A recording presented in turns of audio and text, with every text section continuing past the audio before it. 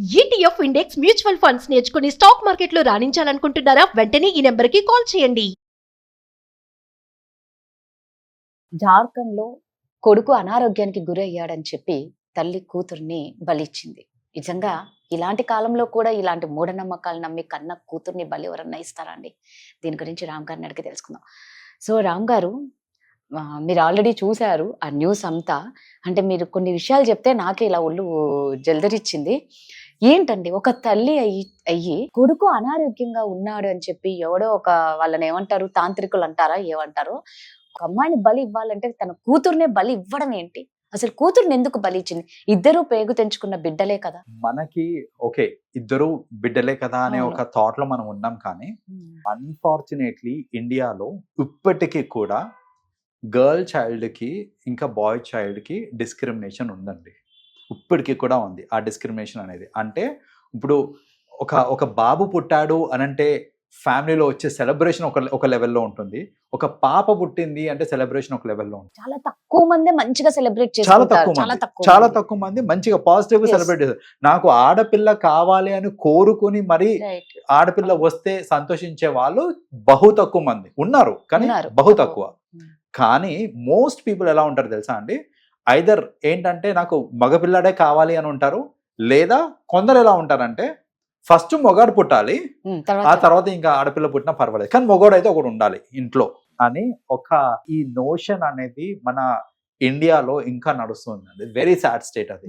ఇది ఇంకా సిటీస్ లో ఎంతో కొంత తగ్గింది తప్ప విలేజెస్ లో అయితే ఇప్పటికి కూడా అదే మైండ్ సెట్ ఫాలో అవుతూ ఉంటారు, అదే మైండ్ సెట్ నడుస్తుంటుంది. ఈ కేసులో చూస్తే కూడా ఇప్పుడు కొడుకు అనారోగ్యంతో ఉన్నాడు, సఫర్ అవుతున్నాడు. జనరల్ గా అనారోగ్యంతో ఉంటే మనం పోవాల్సిందే డాక్టర్ దగ్గరికి. ఈ తల్లి చేసిన పని ఏంటంటే అనారోగ్యంతో ఉన్నాడు, బాధపడుతున్నాడు, ప్లస్ ఫిజికల్ డిసేబిలిటీ కూడా ఉంది.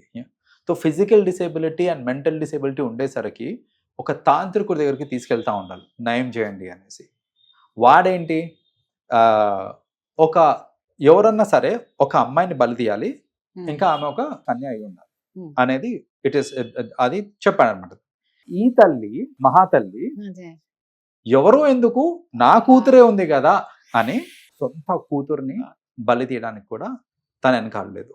అయితే నార్మల్గా బలి ఇచ్చేస్తే మళ్ళీ ప్రాబ్లం అవుతుంది, ఇష్యూ అవుతుందని ఎంత డ్రామా క్రియేట్ చేశారండి వీళ్ళందరూ కలిసి క్రియేట్ చేసిన డ్రామా ఏంటంటే, ఫస్ట్ ఆఫ్ ఆల్ ఆ అమ్మాయి కనిపించట్లేదు అని పోలీస్ స్టేషన్లో కంప్లైంట్ చేసింది తల్లి.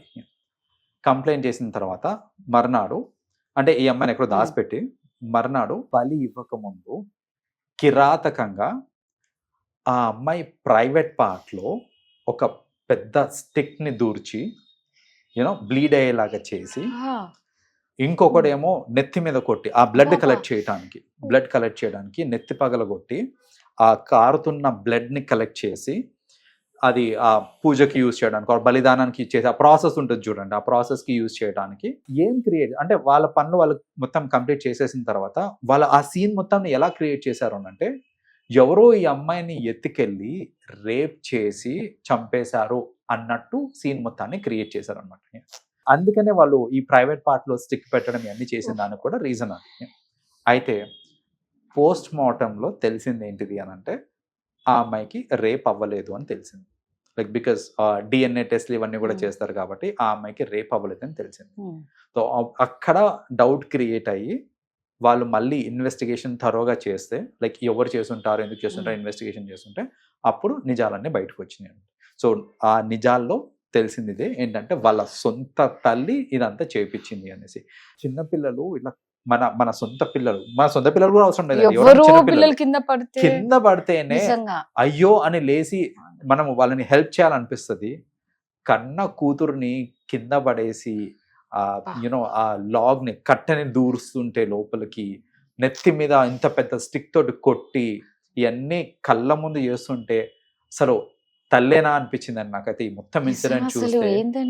సరే ఆడపిల్ల అంటే కొంచెం తక్కువ ఉండొచ్చేమో అంటే, కానీ అసలు ఆమెకి ఇంత కూడా కనికరం లేకుండా నేను తక్కువ ఉండడం చూసాను. నేను ఒక ఆడపిల్లని చిన్నగా చూడడం చూసాను, రెగ్యులర్ గా చూస్తూ ఉంటాం మనం. అది అంతవరకు అసలు మరీ సొంత కూతుర్ని ఇంత కిరాతంగా చేస్తూ ఉంటే కళ్ళ ముందు చూస్తూ నా కొడుకు బాగా అవుతాడు, మళ్ళా కొడుకు ఏంటి మెంటల్ డిసేబిలిటీ ఉంది, ఫిజికల్ డిసేబిలిటీ ఉంది. పిచ్చి కాకపోతే బలిదానంతో ఫిజికల్ డిసేబిలిటీ పోతుందా? అలాంటి ఇన్సిడెంట్ చూసినప్పుడల్లా నాకు అనిపిస్తుంది మనం ఎంత డెవలప్ అయితే ఏం లాభం, లైక్ టెక్నాలజీ ఇంత డెవలప్ అవుతుంది, సొసైటీ ఇంత డెవలప్ అవుతుంది, మైండ్ సెట్ డెవలప్ కాకపోతే ఇంకెందుకు ఇదంతా? నిజంగా ఆ బిడ్డ ఎంత నరకం అనుభవించా, కనీసం అమ్మ అని అప్పుడు అరిచినప్పుడు కూడా ఈమెకి ఏం జాలి కనిపించలేదు వాళ్ళ బిడ్డ మీద. అంటే ఇంత ఫాస్ట్ జనరేషన్ లో ఇంత అడ్వాన్స్ టెక్నాలజీ, ఏఐ, ఉద్యోగాలు తీసేయడము, ఇంత టెక్నాలజీ మారినా కూడా ఈ బుద్ధి మాత్రం మీరు అన్నట్లు పెరగట్లేదండి. ఒక తాంత్రికుడిని ఇంకా ఈ కాలంలో కూడా నమ్ముతారా? నమ్మే వాళ్ళు ఉన్నంత కాలం అది ఇలాంటి వాళ్ళు వస్తానే ఉంటారండి. మనకి ఎంతమందిని చూడలేదండి, మధ్యలో వచ్చిపోతా ఉంటారు ఫ్లాష్ లాగా. అఘోరి అఘోరా అతను ఎవరు వచ్చాడు మధ్యలో. సో ఇలాంటి వాళ్ళందరినీ ఎంకరేజ్ చేసినంత సేపు ఇలాంటి ఇన్సిడెంట్స్ అవుతా ఉంటాయి. వాళ్ళు ఇచ్చే సలహాలు ఉంటాయి చూడండి, వాళ్ళని చంపండి, వీళ్ళని చంపండి, ఈ పూజ చేయండి, ఆ పూజ చేయండి వరకు స్టిల్ ఓకే. మీరు వాళ్ళని చంపాలి, వీళ్ళని చంపాలి, బలిదానం ఇవ్వాలి, మీ రక్తంతో మీరు ఇది చిందించాలి, మీరు నిప్పుల మీద నడవాలి, ఇవన్నీ చెప్తే ఎక్కడండి? ఇంకా కరెక్ట్ గా చెప్పారు. నిజంగా ఏ తప్పు చేసినా మనం తప్పించుకోవచ్చు అని అనుకోవడం అంత పెద్ద తప్పు ఇంకొకటి లేదు. ఎలాగైనా దొరుకుతారు. ఓకే, ఇక్కడ కాకపోయినా పైన భగవంతుడు చూస్తూ ఉంటాడు, కర్మ వదలదు. థ్యాంక్ యూ అండి. వెల్కమ్.